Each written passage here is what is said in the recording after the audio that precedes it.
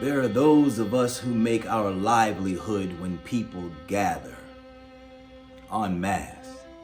Those of us who share that which we have created with anyone willing to occupy the same space.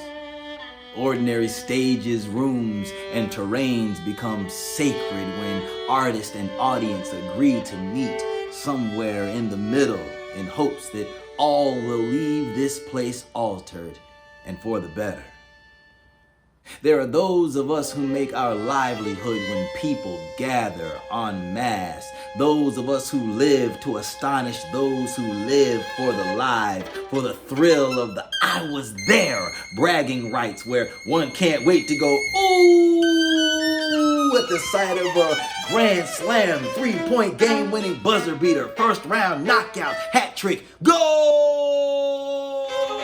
Flying elbow off the top turnbuckle, game, set, match, Hail Mary touchdown, hole in one, record-breaking final lap photo finish because draw, lose, or win, we are in it together.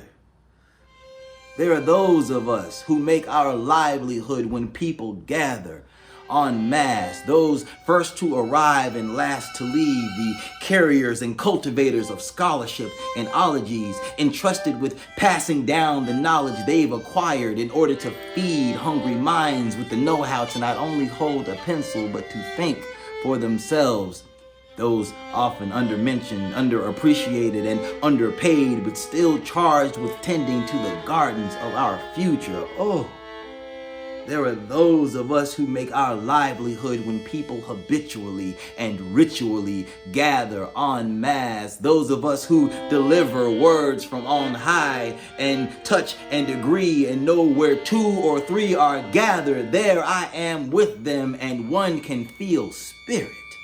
Holy and know that grace is real because faith tells them their hands have been washed of last week's sins simply by coming as they are into this sanctuary. And so the only thing left to do is make a joyful noise, because if nothing else, the Quran, Torah, and Bible agree we have always been salvaged through plagues.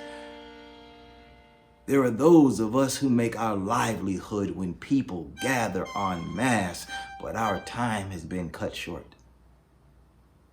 Or maybe just measured.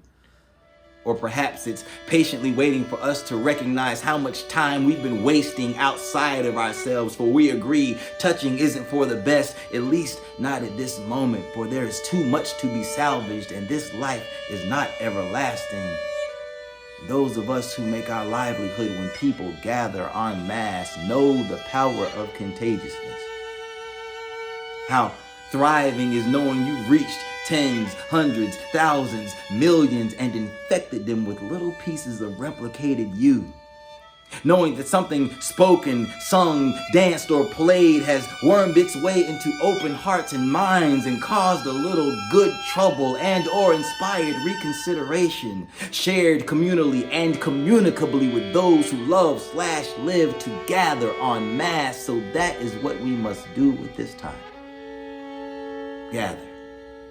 Gather our thoughts and our ideas and our words and our hearts. Gather our odds and our ends and our gods and our sins and all of our once lost senses of self. Those things we've become immune to, tuned out for one reason or a million, so that we can soon build up and in unity. So take heart, those of us who gather en masse, and let not this time be taken in vain.